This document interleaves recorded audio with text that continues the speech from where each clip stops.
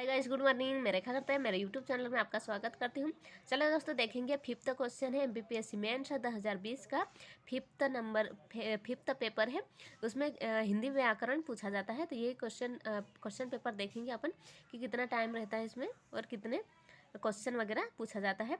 तो उसमें टाइम रहेगा 3 घंटे का टाइम रहेगा और पूर्णांक 200 का रहेगा। इसमें 200 का नंबर का टोटलिंग आपको पूछा जाएगा। तो देखेंगे, प्रथम प्रश्न रहेगा। इस प्रश्न में 25 लघु उत्तरी प्रश्न रहेंगे। प्रत्येक प्रश्न का उत्तर अधिकतम 20 से 25 शब्दों में देना है। सभी प्रश्न अनिवार्य, प्रत्येक प्रश्न 3 अंक का है। तो इस टाइप से पूछा गया है। फिर पहला क्वेश्चन स्टार्ट हो जाता है। ये 3 अंक के क्वेश्चन रहेगा। 20 से 25 शब्दों में आपको आंसर देना है। जैसे कि इसमें रहेगा प्रथम पेपर पारिभाषिक शब्दावली का तात्पर्य क्या है, ये क्वेश्चन पूछा गया 3 अंक का। उपमा अलंकार किसे कहते हैं, सेकंड नंबर का क्वेश्चन। 3 नंबर का क्वेश्चन संस्कृत आचार्य दंडी की अलंकार संबंधी परिभाषा को स्पष्ट कीजिए। चौथा क्वेश्चन है शब्दालंकार का तात्पर्य क्या है। 5वां है तद्भव शब्द किसे कहते हैं। 6ठा है बहुब्रीहि समास किसे कहते हैं। 7वां स्वर संधि की स्पष्ट कीजिए। तत्सम शब्द का अर्थ क्या है। 8वां क्वेश्चन। 9वां क्वेश्चन पर्यायवाची शब्द किसे कहते हैं। इस टाइप से ये 3 अंक के क्वेश्चन है। देखते हैं आगे। जैसे कि ये 10वां क्वेश्चन विराम चिन्ह से तात्पर्य क्या है। 11वां संधि का अर्थ क्या है, उसके प्रकार कौन से हैं, ये आपको लिखना है। 12वां क्वेश्चन द्वंद्व समास का अर्थ क्या है, उसके प्रकार कौन से हैं। 13वां क्वेश्चन कहावत किसे कहते हैं। 14 तत्सम तद्भव शब्द के अंतर को लिखिए। 15वां क्वेश्चन है व्यंजन संधि किसे कहते हैं। 16वां क्वेश्चन है प्रलवन का अभिप्राय क्या है। संक्षेपण का तात्पर्य क्या है। 17वां क्वेश्चन 18 समास किसे कहते हैं। 19वां क्वेश्चन है प्रलवन लेखन की सामान्य विशेषताओं का उल्लेख कीजिए। 20वां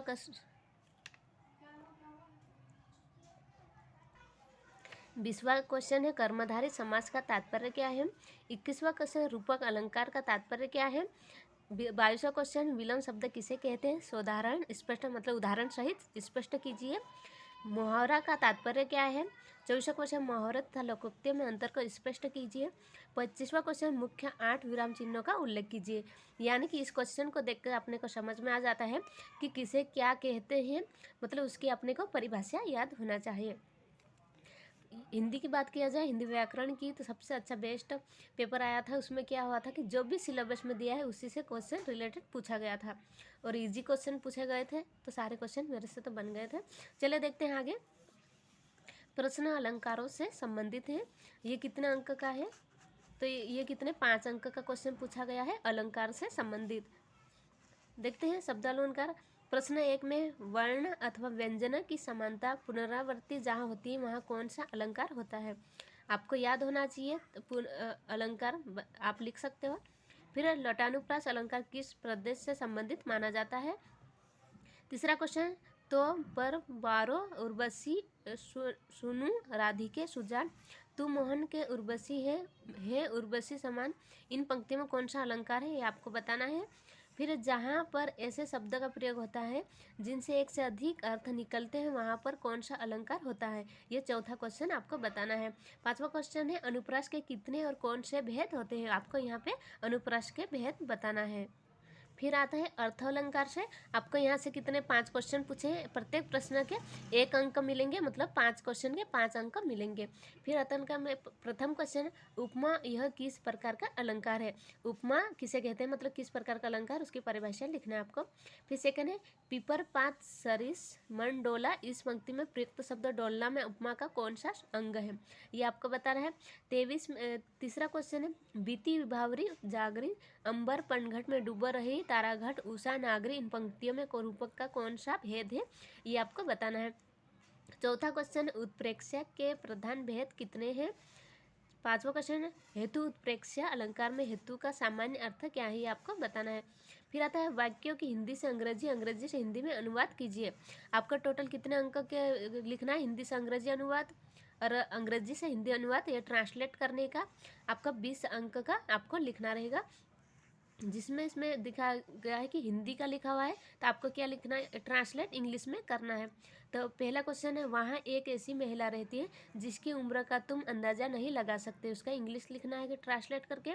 सेकेंड है, अपनी पत्नी के जन्मदिन पर मैंने उसे एक फर कोट भेंट किया जिसे पहनकर वह फूली न समाई, उसका ट्रांसलेट करना है। तीसरा है, इस तंग गली में तेज़ी से गाड़ी चलाना ठीक नहीं है। फिर आता है चौथा, अब आंखें खोल लीजिए। फिर पांचवा है, भारत की विजय अवश्य भावी है, अवश्य भावी है, इसका आपको इंग्लिश में ट्रांसलेट करना है। फिर देखेंगे निम्नलिखित वाक्यों का अंग्रेजी से हिंदी अनुवाद कीजिए, प्रत्येक प्रश्न। तीसरा में सेकेंड है, निम्नलिखित वाक्य अंग्रेजी से हिंदी अनुवाद कीजिए। ये 3 अंक का है, 5 क्वेश्चन 3 अंक का रहेगा, 15 नंबर का। इसमें लिखा है first question, a good teacher might not be a good author and vice versa. फिर second question, he is the founder of this institution as well as it director. तीसरा question, by order district magistrate. चौथा question है, eligible for government accommodation. Fifth question है, it can supply be admitted date. तो ये इस type से आपको English में दिया हुआ, तो आपको इसको हिंदी ट्रांसलेट करके लिखना है। फिर आ जाता है चौथा क्वेश्चन, इस प्रश्न में हिंदी व्याकरण से संबंधित संधि, समास, विराम चिन्ह इत्यादि प्रश्न है। सभी प्रश्न अनिवार्य है, प्रत्येक प्रश्न 2 अंक का रहेगा। कितने नंबर का रहेगा, तो 2 अंक का नंबर क्वेश्चन रहेगा, तो आपको लिखना रहेगा। इसमें क्या दिया गया है, ये संधि का है। प्रथम क्वेश्चन, भाई बहन यह किस समास का उदाहरण है।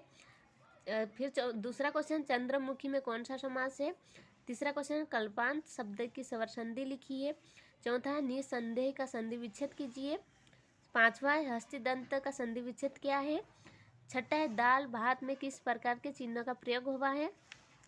सातवां, मेरी भव बाधा हरो श्याम हरित दूती होय, वाक्य में प्रयुक्त चिन्ह कौन सा है। आठवां है, अभ्यस्त का शब्द रूप लिखिए। नौवां क्वेश्चन है, बुढ़िया चरखा काटती है, वाक्य का शुद्ध रूप लिखिए। 10वां, निम्नलिखित वाक्य में सही चिन्ह का प्रयोग कर दोबारा लिखिए। भारत ने सहायता की, बांग्लादेश आज़ाद हुआ, दोनों देश गहरे मित्र बन गए हैं। ये आपको चिन्ह का सही प्रयोग करके लिखना है। फिर आ जाता है 5वां क्वेश्चन, इस प्रश्न में प्रारंभिक व्याकरण शब्दावलियों से शब्द निम्नलिखित 10 प्रश्न उत्तर दीजिए। प्रत्येक प्रश्न 2 अंक का रहेगा। इसमें क्या है, 10 क्वेश्चन दिए गए हैं, इसमें प्रत्येक प्रश्न 2 अंक का रहेगा, यानी 20 नंबर का क्वेश्चन रहेगा। इसमें लिखा है जैसे, अभिरक्षा का शाब्दिक शब्द अंग्रेजी में लिखिए। अभिरक्षा का शाब्दिक शब्द अंग्रेजी में लिखिए, तो उसका इंग्लिश क्या, कस्टडी है, तो ये आपको लिखना रहेगा।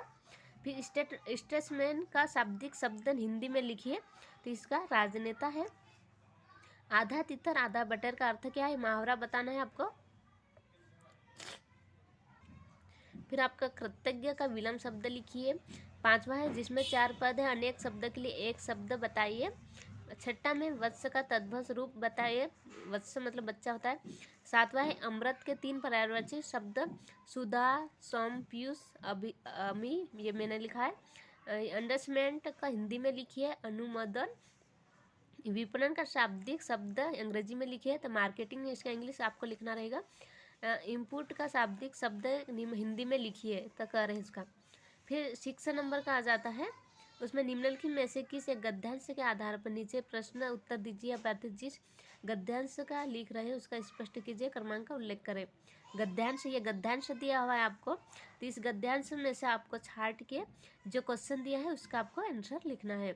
जैसे कि पूरा गद्यांश आपको ध्यान से 1-2 बार पढ़ लेना है, फिर ये क्वेश्चन दिया है उसका आपको आंसर देना है। प्रथम क्वेश्चन, लेखन का साहित्य वास्तव में क्या है, आपको यहाँ पर ध्यान से पढ़ना है, फिर आपको इसका आंसर देना है। साहित्य में निहित स्थितियों की व्याख्या मूल्यांकन उसे किन कारणों से संकीर्ण बना देते हैं, तो गद्यांश पढ़ के आपको उसका आंसर देना है। ये गद्यांश के क्वेश्चन, साहित्य किन अर्थ में प्रभावी व्यापक होता है, वस्तुतः साहित्य का निर्माण किसके भीतर होता है, उपरोक्त गद्यांश में साहित्य के प्रति किस प्रकार के दृष्टिकोण की प्रधानता दिखाई देती है। तो आपको गद्यांश पढ़ के ध्यान से उसके क्वेश्चन का आंसर लिखना है। अगर वो नहीं लिखना है तो आपको इसका अथवा में दिया हुआ है, इसको आपको ध्यान से पढ़ना है, इसके 5 क्वेश्चन पूरे कंप्लीट करना है। उसको ध्यान से पढ़ लीजिएगा, आप 1-2 बार पढ़ेंगे, फिर आपको ध्यान से इसके क्वेश्चन के आंसर देना है। कितने अंक का है, 5 अंक का है। फिर देखेंगे 7 नंबर का क्वेश्चन आ गया, रेखांकित अथवा दी गई पंक्तियों का पल्लवन अथवा भाव पल्लवन कीजिए। अभ्यर्थी जिस प्रश्न का उत्तर दे रहे हैं उसका स्पष्ट उत्तर उल्लेख उत्तर के प्रारंभ में निवारित करें। 10 अंक का है। इसमें लिखा हुआ है कि 7 नंबर का क्वेश्चन, प्रतिभा श्रम अभ्यास के तटों में बंधकर बहती है। ये आपका पल्लवन दिया हुआ है। जैसे पल्लवन में क्या होता है दोस्तों कि जैसे पल्लवन में एक लाइन दी गई है तो उसका विस्तृत करके लिखना है, मतलब बड़ा करके लिखना है। संक्षेपण, जो संक्षेपण दिया रहता है उसमें 4-5 लाइन, जैसे 8 लाइन दी रहेगी संक्षेपण में, तो उसका 2/3 भाग करके लिखना है, यानी उसका 3 या 3.5 लाइन करके लिखना है। तो इसमें पल्लवन में आपको छोटी लाइन दी रहेगी, उसको बड़ा करके लिखना है। संक्षेपण में बड़ी लाइन लिखी रहेगी, उसे छोटी करके लिखना है। उसमें प्रतिभा श्रम तथा अभ्यास का संबंध है। प्रतिभा बुद्धि है, कला विज्ञान का कारण, मूल्य की स्थापना आदि करना है। अथवा में दिया हुआ है, नर और नारी जन्मते हैं और मरते हैं किंतु राष्ट्र सदैव अमर रहता है। ये पल्लवन आपको दिया हुआ है, उसको ध्यान से पढ़ना है, फिर इसका आपको विस्तृत वर्णन करना है। फिर आ जाता है 8वां नंबर का क्वेश्चन, किसी एक गद्यांश का 1/3 शब्द में संक्षेपण कीजिए। अभ्यर्थी जिस गद्यांश का संक्षेपण कर रहे हैं उसका स्पष्ट उल्लेख उत्तर के प्रारंभ में अनिवार्य कर। सॉरी दोस्तों, मैंने संक्षेपण में 2/3 बोला है, उसके लिए माफी चाहती हूँ। उसमें 1/3 शब्द का में संक्षेपण कीजिए लिखा है, मतलब 1/3 शब्द आपको लिखना है। इसमें कितना एक आपको क्या दिया है, संक्षेपण दिया है, उसमें 10 अंक का रहेगा। इसमें 8वां जैसे कि है, अंतर्राष्ट्रीय बाजार में भारतीय उद्योग विदेशी उद्योग से टक्कर लेने की क्षमता कैसे पैदा करें, या ध्यान से पढ़ना। इसका पढ़ने के पश्चात अगर ये नहीं करना चाहते तो उसके अथवा में दिया हुआ है, इसको आपको ध्यान से पढ़ना है, उसका संक्षेपण लिखना है। इस टाइप से ये हिंदी का व्याकरण 5th पेपर कंप्लीट होता है। चले मिलेंगे नेक्स्ट वीडियो में। जय हिंद, जय भारत, बाय बाय।